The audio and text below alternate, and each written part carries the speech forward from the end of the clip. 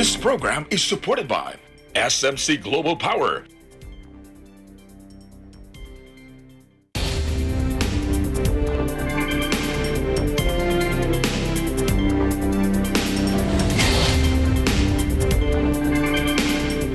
Hello, I'm Alma Angeles and you're watching Eagle News International. Hello, CJ.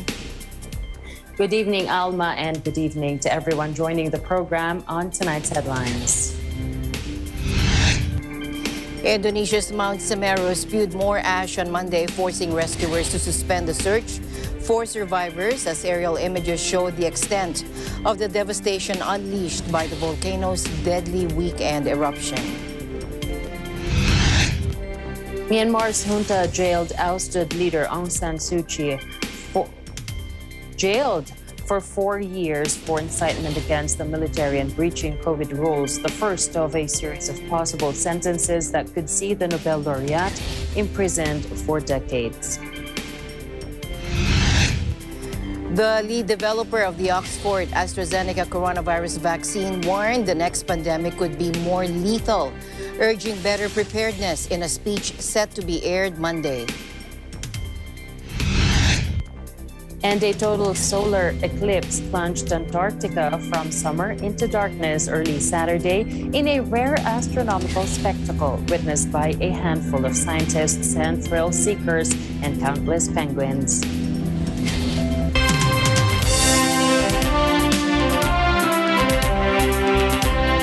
First in our news, Indonesia's Mount Semeru spewed more ash on Monday, forcing rescuers to suspend the search for survivors as aerial images show the extent of the devastation unleashed by the volcano's deadly eruption. First, let's listen in. Ya, kejadiannya itu kan di sini warga itu kan masih kan nggak biasanya kan banjir biasa gitu kan, nggak tahu kalau lava itu turun gitu kan, tiba-tiba langsung gelap itu aja udah wis gitu, langsung dadaan gitu, campur hujan, angin, langsung asap datang. Ya untungnya masih ada hujan. Kalau ada kan nggak ada hujan, nggak tahu warga tambah lebih parah karena apa? Asap lebih parah gitu. Jadi lebih berbahaya lagi karena masih mending ada hujan itu masih bisa bernapas gitu.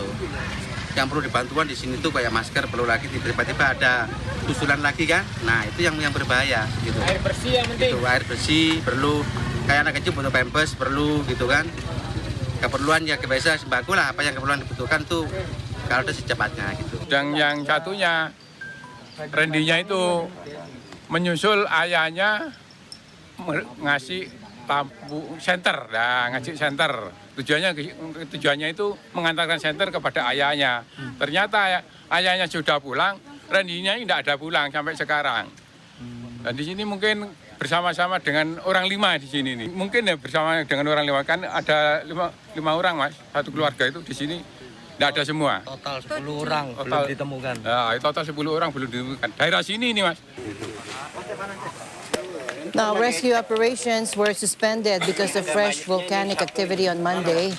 Ash from Semeru traveled up to 4 kilometers away after the Saturday eruption.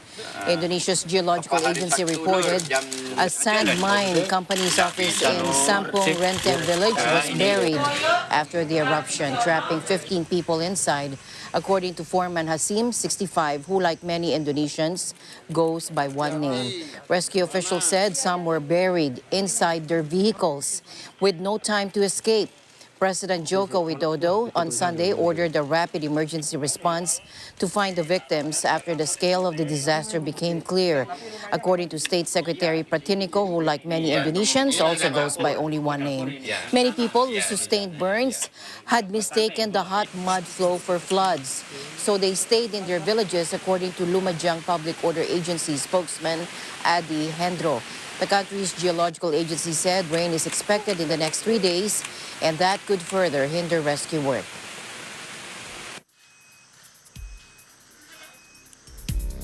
And here are aerial images of the destruction following Indonesia's Mount Semeru volcano eruption as volcanic debris and ash blanket Sumberwulu village in Lumajang in East Java. Officials have advised locals not to travel within 5 kilometers of Semeru's crater, as the nearby air is highly polluted and could affect vulnerable groups. Ash from Semeru traveled up to 4 kilometers away after the Saturday eruption.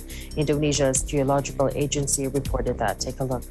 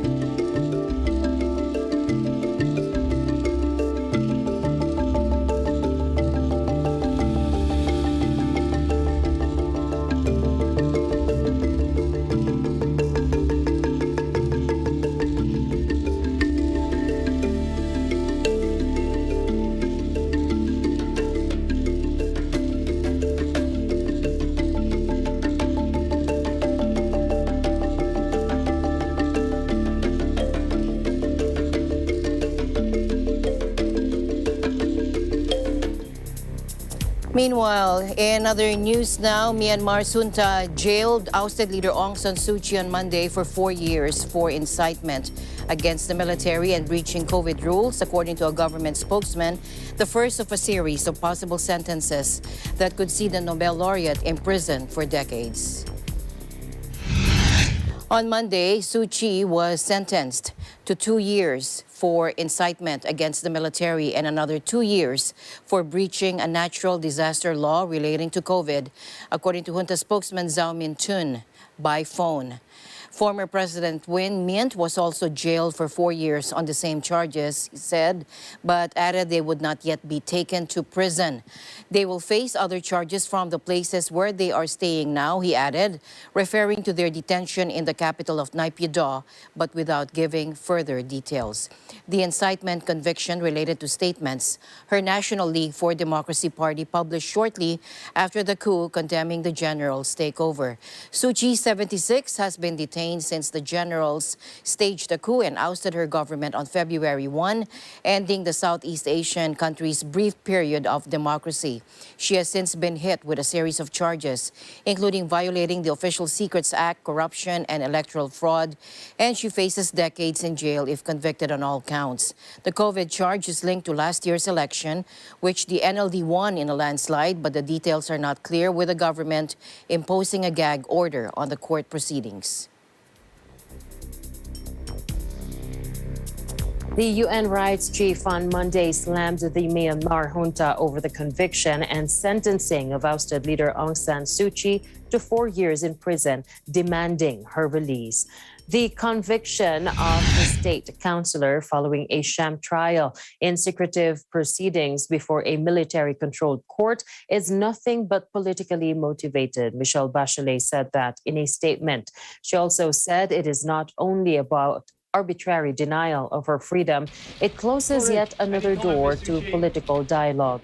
Former President Win Myint was also sentenced to 4 years on the same charges. Last month, Than Nang, former planning minister of Cayenne State, and Nan Kin Tuen Myint, former chief minister of Cayenne State, were sentenced 90 and 75 years behind bars on corruption charges, according to Bachelet. She said the military is attempting to instrumentalize the courts to remove all political opposition. In a related news, Amnesty International immediately condemned the sentences against Suu Kyi. On Monday, Suu Kyi was sentenced to 2 years for incitement against the military and another 2 years for breaching a natural disaster law relating to COVID. Here's Emerlyn Hill, Amnesty Asia Pacific Deputy Regional Director for Research. Take a look. This is actually another example of the Myanmar's very harsh response to those who oppose it. It shows that the military wants to eliminate any opposition to its rule, including the leadership of the opposition government. This is also an example of the harshness and the viciousness of the military once it wants to impose itself on the people of Myanmar. This is not about only Aung San Suu Kyi, but this is about the hundreds of people who have been detained since the coup just because of their peaceful exercise of human rights, just because they oppose the military. So the way they're going after Aung San Suu Kyi, it may be worse the way they're going after other people who oppose them, but do not have the profile of Aung San Suu Kyi. It appears that the military junta does not really care about what the international community is saying.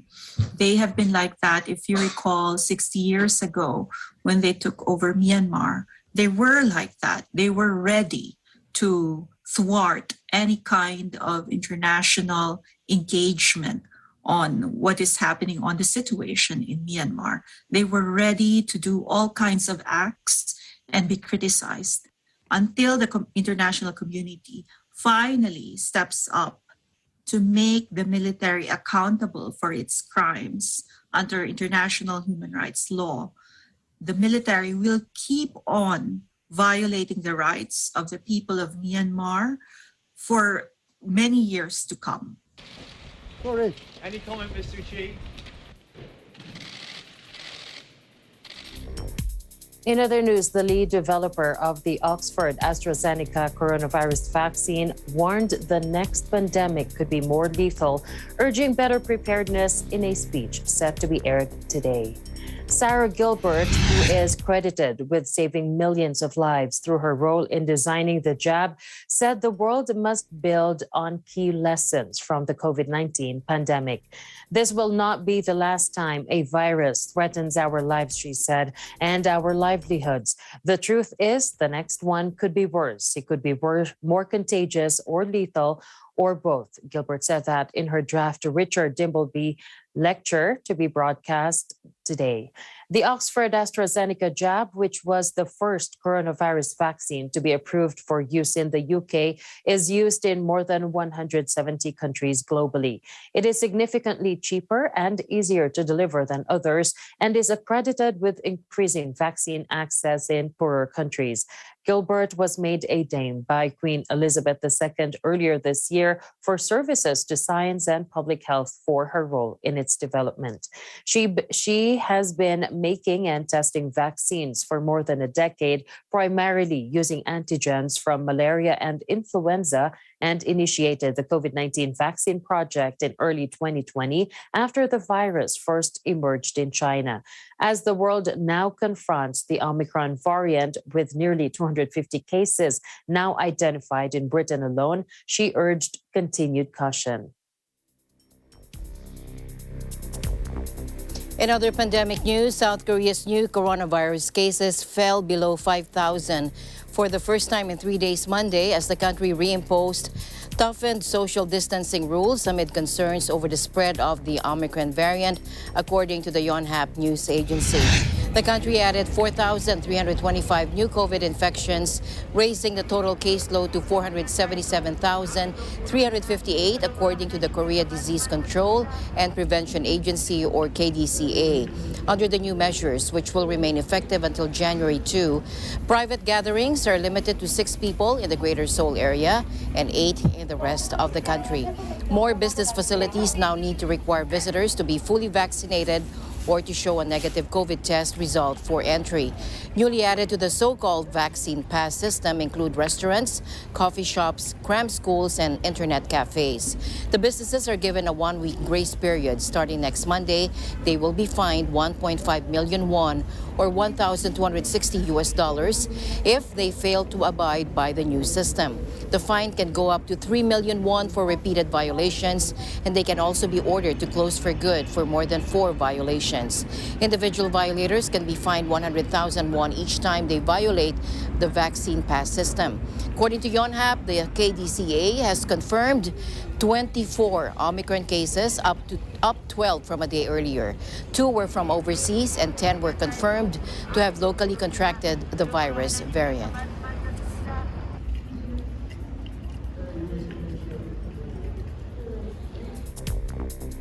To the Philippines now, the number of new COVID-19 cases nationwide has declined by 42% in the recent week, according to a health official.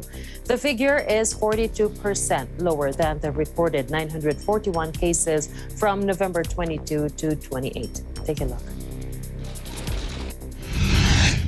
Our epidemic curve shows that the current average daily cases have further decreased by 397 cases or 42% this week, and now at 544 average cases per day. This average cases per day is already 9 times lower than those reported in July of 2021 at 4,982, and also lower than 1,130 cases per day observed from December 27, 2020 to January 2 of 2021. The top 5 regions with the most number of new cases are the National Capital Region with 125 cases, Region 6 with 54, Region 2 with 53, Region 4A or Calabar Zone with 47 cases, and Caraga with 46.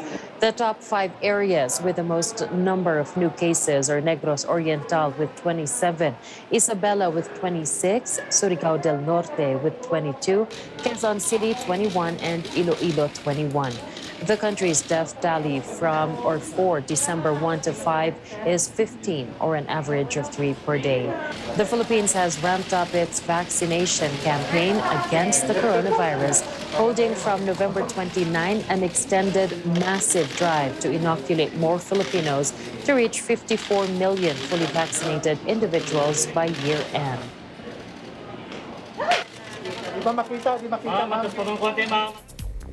Meanwhile, students from 28 schools in Manila returned to class Monday for the first time since the start of the pandemic as the government expands its pilot reopening of schools amid the decline in COVID cases. Take a look.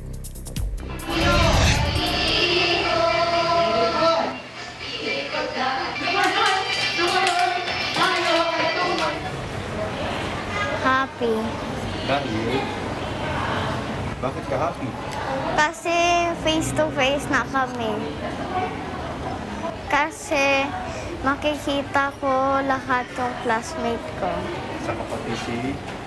Tapos yung teacher ko. Magbasa. Dahil? Kasi masaya dahil yung mga classmate ko, makikita ko din na magbasa. Sabay-sabay kayo magbabasa? Apo. Excited po. Sobrang excited kasi after 2 years ng virtual class, balik na naman yung mga bata sa face-to-face. Tapos nakita ko din sa mga bata yung eagerness nila. Excited kami lahat dahil alam namin kung anong hirap na dinanas ng mga bata, ng teacher, ng magulang, at ng school. Napakatahimik ng paaralan. Yun ang hinahanap namin, yung ingay at saka yung mga batang gustong matuto. So itong binalik na itong face-to-face learning, talagang ang kasiyahan talaga ng bawat isa ay hindi mo masusukat, hindi mo matatawaran eh. So now, grade schoolers from Ricardo P. Cruz Senior Elementary School in Taguig City were greeted by their teachers with temperature checks, disinfection, and social distancing protocols. Many of them experienced the in-person class for the first time. Happy.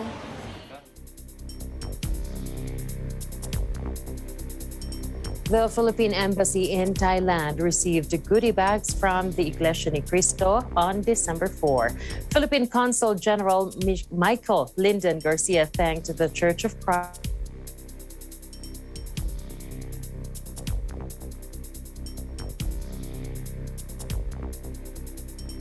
there. Take a look. Members of the Iglesia ni Cristo organization in Thailand once again proved that the pandemic is not a hurdle to keep our kababayans or fellow men. Rather, it is a reason to all the more extend help to those who are in need. A happy Saturday it is indeed, especially for the Filipino communities here in the land of smiles who received aid to humanity or lingap sa mamamayan here at Philippine Embassy located at 706 Sukhumvit Road, Bangkok, Thailand. in cooperation with Felix Y. Manalo Foundation. Iglesia ni Cristo members from Metro Bangkok and other parts of Thailand gathered early at the Philippine Embassy to hand out an estimate of more than 100 aid to humanity goodie bags.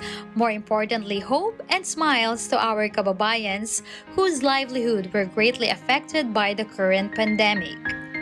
The said goodwill bags, which were enthusiastically prepared and transported to the venue by the brethren in the church, contain non-perishable items such as rice, sugar, noodles, and canned goods.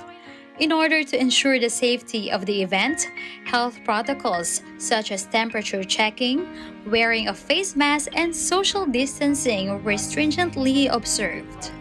On behalf of the Philippine Embassy and the members of the Filipino community here in Thailand, particularly in Bangkok, I would like to express our thanks to Iglesia ni Cristo through its Aid to Humanity project to be able to provide food assistance to the members of the Filipino community who are affected by the continuing pandemic situation, particularly those members of the community who have yet to regain their employment, even as Thailand is on its path to normalcy. Good day everyone. Ako po nga pala si Angelo, pinatawan ng Faith from Thailand community sa Thailand. Kami po ay nagpapasalamat ng lubos sa kinatawan ng INC, Iglesia ni Cristo, at sa tulong ng Philippine Embassy. Kami po ay nagpapasalamat ng lubos sa binigay na biyaya, ito pong humanity aid. Thank you so much po. The event is definitely a success. All the glory to our Lord God. With God's help and the guidance of the church administration, we were able to organize the event following safety protocols, and the very purpose of the activity, which is to extend help to our fellow men, has been attained.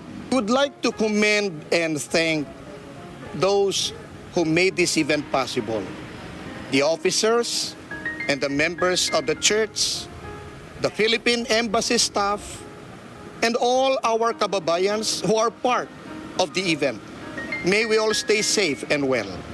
To Brother Eduardo Manalo, we thank you for your leadership, and we thank you for the initiative of Iglesia ni Cristo, particularly this Aid to Humanity project, to be able to send assistance to the members of the Filipino community, not only here in Thailand, but all over the world. We are forever grateful first to our Lord God for placing a dynamic leader in the church, who always show their love and concern to us. To our dear Executive Minister, Brother Eduardo V. Manalo, thank you so much po for your constant love and guidance so we can always fulfill our services to our Almighty God. We promise po that we will always be united with you in all the endeavors of the church for the glory of our Lord God. Today's event showed the strong Christian spirit of the Iglesia ni Cristo members.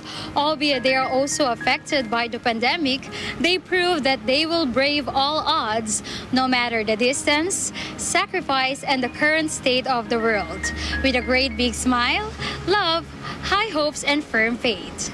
They also demonstrated that no matter what, they are always united to all the endeavors launched by the church administration through the dynamic leadership of Brother Eduardo V. Manalo.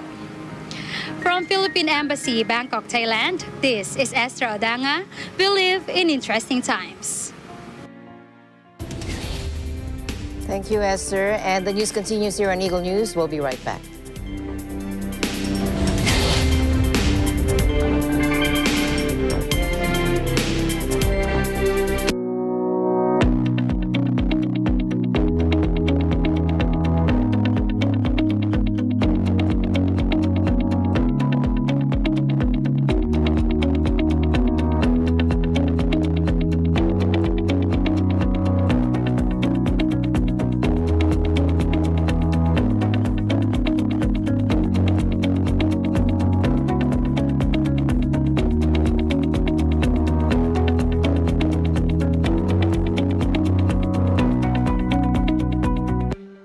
Ramdam namin ang iyong pagsisikap. Dama namin ang iyong mga sakripisyo. Kita namin ang pagharap mo sa bawat pagsubok. Kaya sa kabila ng mga hamon ng buhay, nandito kami para umalalay. Kasi katulad mo, gusto rin namin ang magandang bukas para sa kanya. Hatid namin ang dekalidad na edukasyon at makabagong pasilidad sa abot kayang halaga. Kaya huwag ka na mangamba. Sasamahan ka namin tuparin ang mga pangarap niya.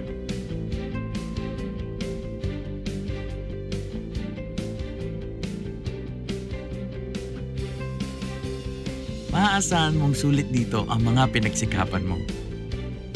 Sa aming mga makabagong pasilidad at sistema ng edukasyon. Mailalabas natin ang aking talino at mga kakayahan niya. Kahit sa munting halaga, makakasiguro ka na makakasabay siya sa mabilis na pag-ikot ng mundo. Sa New Era, karamay mo kami sa bawat hamon. Kaagapay mo kami sa bawat hakbang.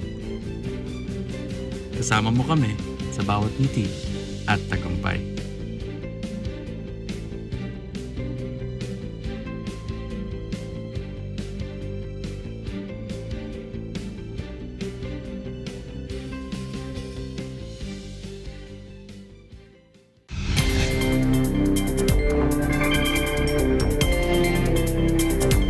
Welcome back. The South African President Cyril Ramaphosa today urged citizens to get vaccinated as the country battles an unprecedented surge in cases driven by the new Omicron variant. The number of daily infections rose fivefold in the space of a week from 2,828 on November 26 to 16,055 last Friday. About a quarter of tests for coronavirus have been positive compared to just around 2% of those tested a fortnight ago. We are experiencing a rate of infections that we have not seen since the pandemic started, Ramaphosa warned in his weekly newsletter. Omicron, detected by South African scientists 10 days ago, appears to be dominating new infections, he said. Ramaphosa, whose country is the worst hit in Africa for COVID last week, hinted at making coronavirus vaccines mandatory. Despite the rise in infections, fatalities remain relatively low.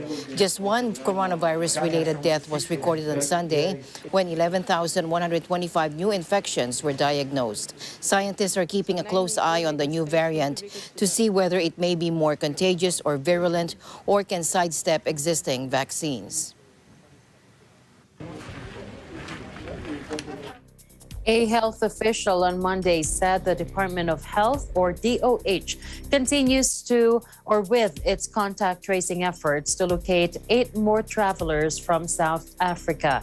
During an online media forum, Health Undersecretary Maria Rosario Vergeire said the 8 unlocated travelers are among the 253 individuals who arrived in the country between November 15 and 29. Take a look.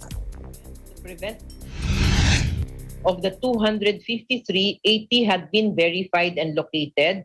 77 of these are returning overseas Filipinos and 3 are foreign nationals from Region 6. 8 verified but have not been located yet. Of the 4 retested, all were negative, including the 3 foreign nationals and 1 returning overseas Filipino from Region 6, who were retested last December 1. 71 are in facility quarantine, including the 3 verified foreign nationals. 4 returning overseas Filipinos are in home quarantine, while 5 were already discharged after completing the 14-day quarantine. I would like to highlight the following key messages for this week. First, improving case trend should not entail complacency since the threat of COVID-19 is still present. Second, to prevent the spread of COVID-19 and its variants, let us remember to practice the minimum public health standards such as wearing of face mask and face shield, physical distancing, regular washing of hands, and ensuring that there is enough airflow when inside enclosed spaces. And lastly, local governments must also continue to do active case finding to immediately detect and isolate cases and investigate case clusters, thus further cutting the transmission of COVID-19 and also ramping up our coverage, especially among the high-risk groups such as senior citizens and those with underlying conditions with our COVID-19 vaccine.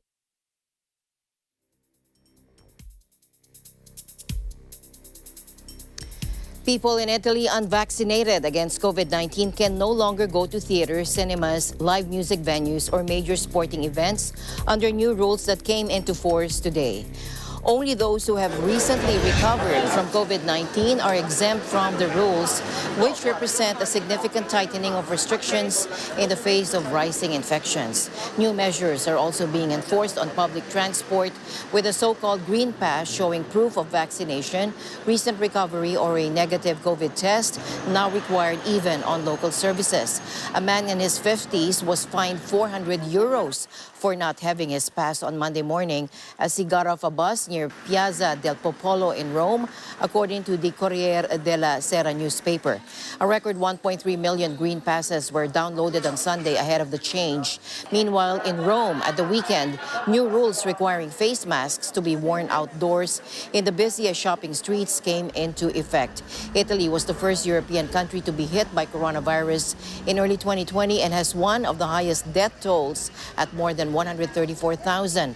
However, it is currently faring better than many of its neighbors, with 15,000 cases out of a population of 60 million reported on Sunday.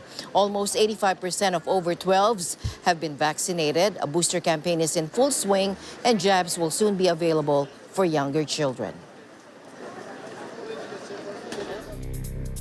Thousands of protesters opposed to compulsory health measures against the coronavirus pandemic in Belgium marched through the capital, Brussels, towards the headquarters of the European Union, chanting freedom and letting off fireworks. Take a look. On peut le dire, un anti-vax. Les gens veulent faire le vaccin, font le vaccin. Je n'ai pas envie de le faire, mais ça m'interdit de pouvoir vivre socialement normalement. Donc il est clair que je viens manifester aujourd'hui pour dire simplement que je ne suis pas du tout d'accord de ne plus avoir ma liberté de vivre socialement. Prevented from reaching the EU headquarters by a barbed wire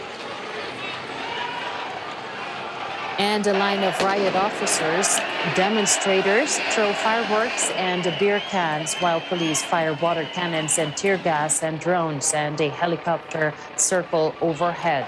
The demonstrators oppose compulsory health measures such as masks, lockdowns, and vaccine passes, and some share conspiracy theories. Parents, some of whom brought small children to the protest, chanted their belief that the vaccine would make their toddlers sick. Off-duty firefighters in uniform marched at the head of the protest as it wound its way through the city to demand the right to refuse vaccination. In other news now, Adama Barrow comfortably won a second term in the Gambia's presidential election, with thousands of his supporters celebrating in the streets of Banjul, although his opponents disputed the results announced late Sunday. Take a look. I call on all Gambians, irrespective of our political divide, to push aside our political and other differences and come together as one people to work towards the development of our country. I thank you. Oh, my God bless you. Forever, backward never. Barrow, whose assumption of the presidency 5 years ago ended more than 20 years of dictatorship, garnered more than 53% of the vote according to results released by the Electoral Commission. His main challenger, Uwasinu Darbo, won 27.7%. Many of the roughly 1 million eligible voters in the nation of more than 2 million people are hoping for an improvement in their living standards. The Gambia, a sliver of land about 480 kilometers long, surrounded by Senegal, is one of the poorest countries in the world, and about half of the population lives on less than $1.90 per day, according to the World Bank.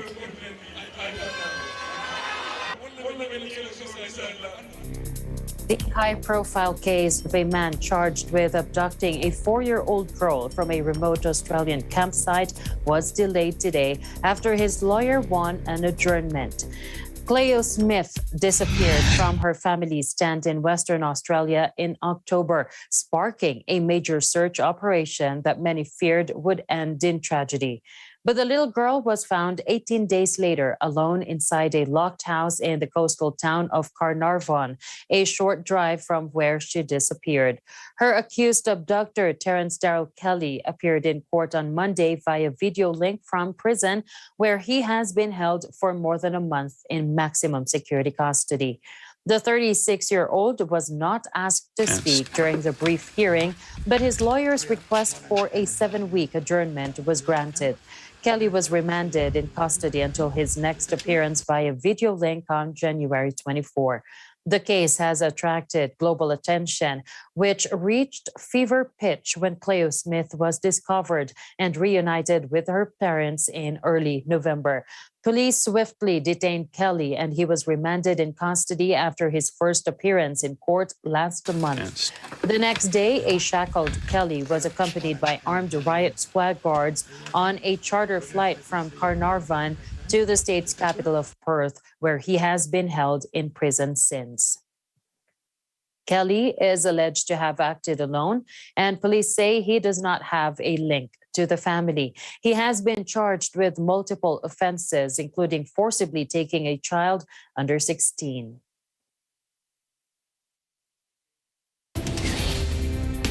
Eagle News will be back with more. Please don't go away.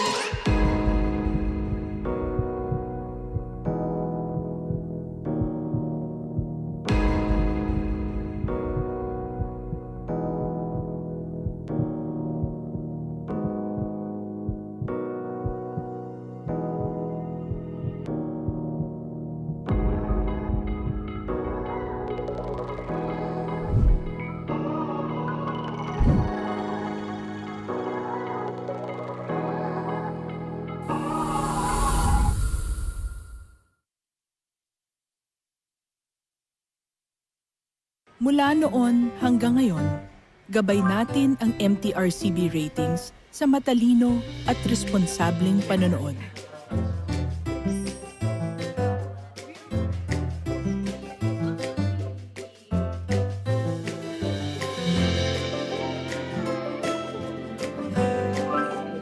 Sa tamang pagsunod sa MTRCB ratings, ginagawa nating ligtas at makabuluhan ang panonood ng bawat miyembro ng pamilyang Pilipino. Lumipas man ang panahon, hanggang may pamilyang Pilipino, andyan ang MTRCB. I'm still not the answer, and I'm gonna be fearless, shout it out loud. Started with a whisper, now I wanna sing out, sing it loud, loud, louder, oh loud, loud, loud. Hey everybody, I'm Alpha.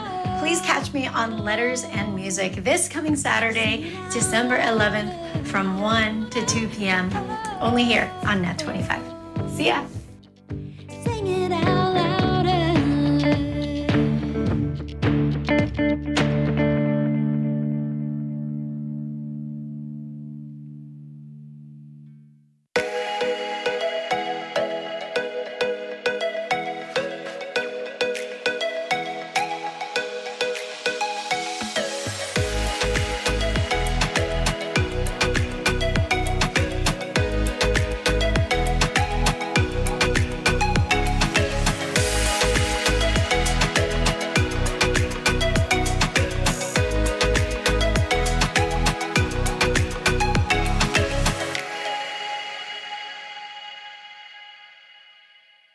Samahan ang paborito nating barkada sa umaga.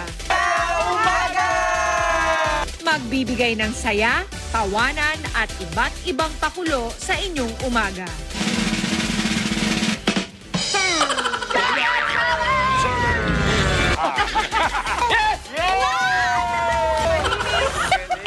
Matutong kumita,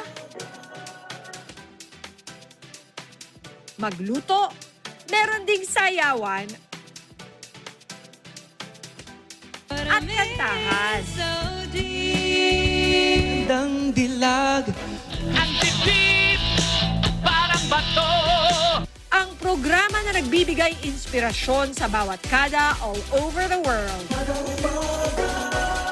Lunes hanggang Biyernes, alas 6 hanggang alas 8 ng umaga, dito lang sa Net25 at home kayo dito. Sa ating pong lipunan, hindi na mawawala ang mga samot-saring problema. Kaya tuloy lamang pong pag-aksyon, paghahanap ng solusyon. Lalo na ngayon, may maaasahan ka ng re-responde. Sabado, alas 6 hanggang alas 7 ng gabi. Ito ang Responde, mata ng mamamayan.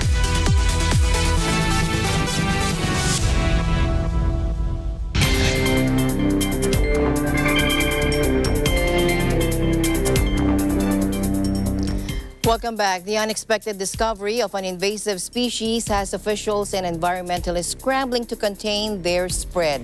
With flashlights in hand and shielded by protective gloves, dozens of volunteers from the Taiwan Amphibian Conservation Society worked through the night searching rice fields and vegetable plots for their quarry, the cane toad. Take a look.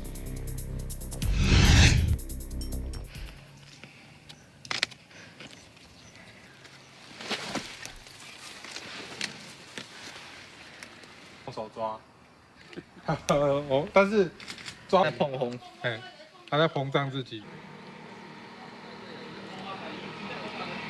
不好意思啊，没关系啊。对，而且它只有这种外来种会比较有这种体型。海蟾蜍这次入侵台湾在草屯地区的哈。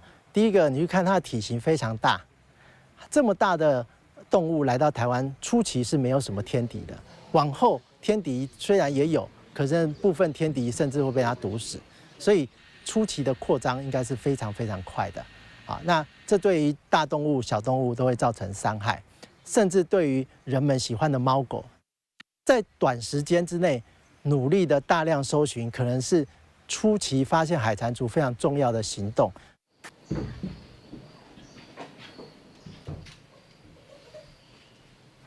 真的很大，这个是它的一个耳后线。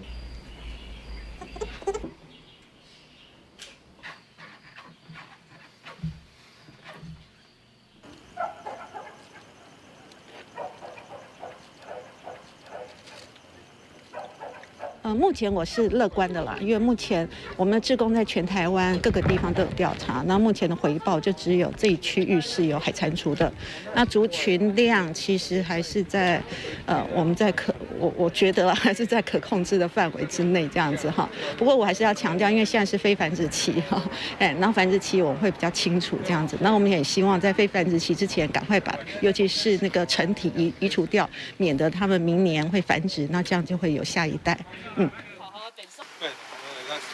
在找加油站厕所，直接用手抓。但是抓完一定要洗手，好吗？好，抓完一定要洗手，不然它那个尿也很红，它在膨胀自己。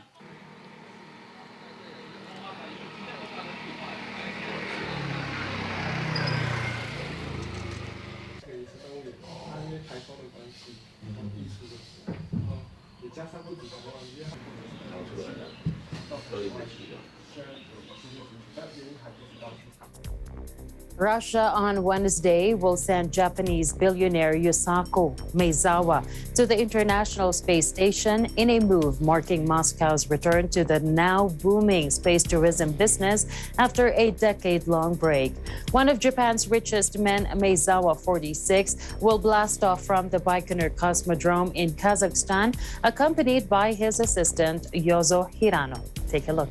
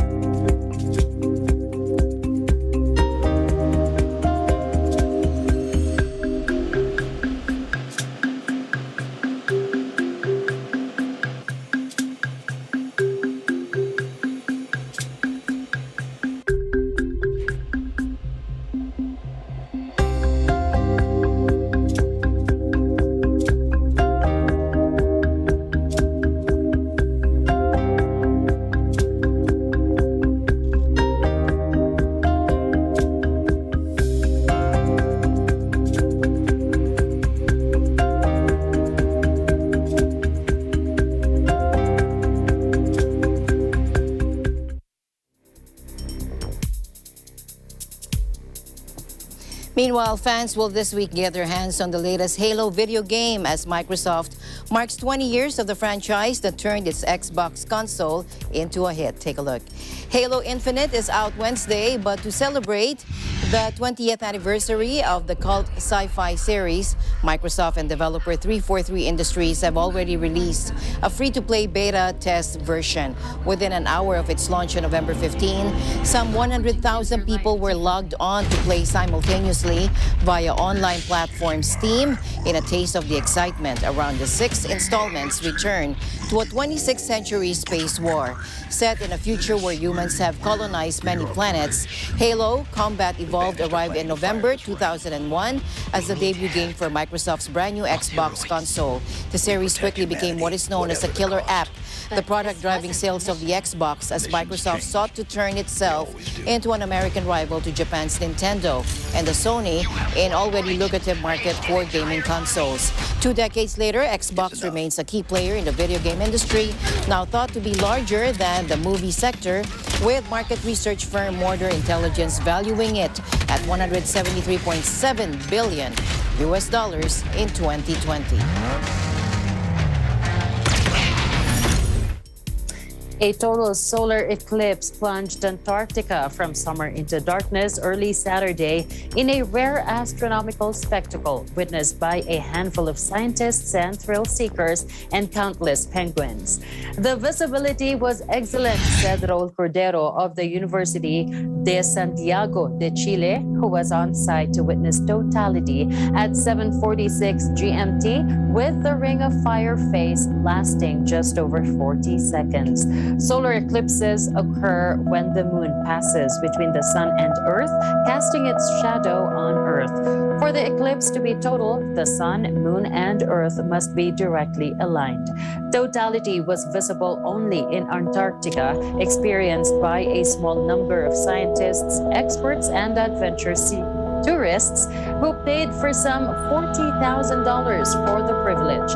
Streamed live by NASA from the Union Glacier Camp in Antarctica, the eclipse began at 700 GMT as the moon began to move in front of the sun, coming to an end at 8:06 GMT. The Union Glacier Camp is situated about 1,000 kilometers north of the South Pole. According to NASA, a partial eclipse was also visible across parts of the southern hemisphere, including parts of St. Helena, Namibia, Lesotho, South Africa, Chile, New Zealand, and Australia.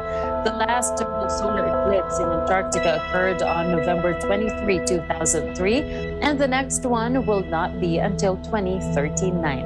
An annular solar eclipse in which the moon obscures all but an outer ring of the sun is set to sweep across North America in October 2023, followed by a total eclipse in April 2024.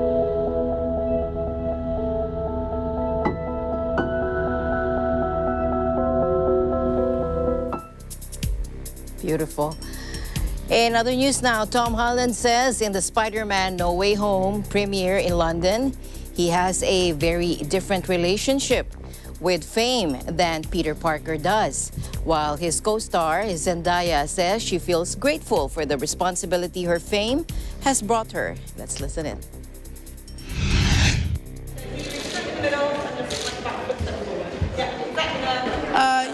I'm very lucky that my fame has come through this, this franchise, and my fans have been very, very, accepting, rewarding, and most importantly, supportive. So I haven't had a bad relationship with fame, whereas Peter Parker is famous because everyone thinks that he is the most wanted man in the world. So for me, I have a very different relationship with fame than Peter Parker does. I feel incredibly lucky to have grown up with so many people. I know that many of whom started watching me when I was just a kid as well. So the fact that we've grown together, we've learned together, they've continued to support me in the things that I do. I feel incredibly lucky, and I think it's a responsibility that I'm grateful for. I know Tom feels that heavily because he's Spider-Man, In the latest episode of the Spider-Man franchise, Peter Parker wants to play with time and space alongside Doctor Strange in a bid to restore his anonymity. However, it goes all wrong and unleashes villains from all 3 Spider-Man franchises this century. And Holland says it was a thrill to work with actors from previous Spider-Man incarnations, and fans won't be disappointed. Now, according to ABC News, Marvel and Sony have already revealed stars from previous Spider-Man films will return for No Way Home. Willem Dafoe's Green Goblin and Alfred Molina's Dr. Octopus from the Sam Raimi-directed trilogy are back. Plus, Jamie Foxx's Electro from the Mark Webb-directed series. Now, the trailer also shows Sandman from Spider-Man 3 and the Lizard from The Amazing Spider-Man. But the filmmakers have been tight-lipped about whether previous Peter Parkers, Tobey Maguire and Andrew Garfield will be making an appearance in the film. So that's something to watch out for. I know a couple magic words myself, starting with the word please. Please. I have to say it, I love Tom Holland and Zendaya together. I love Tobey Maguire though. Okay, well, I just love that now they actually share a stylist. So really, watch out for the improvement in Tom Holland's attire. And that's it for tonight's broadcast. Thank you so much for joining us. I am CJ Hero. The news continues tomorrow. And at the end of the day, there remains so much more to be grateful for. We'll see you back tomorrow. I'm Alma Angeles, and we live in interesting times.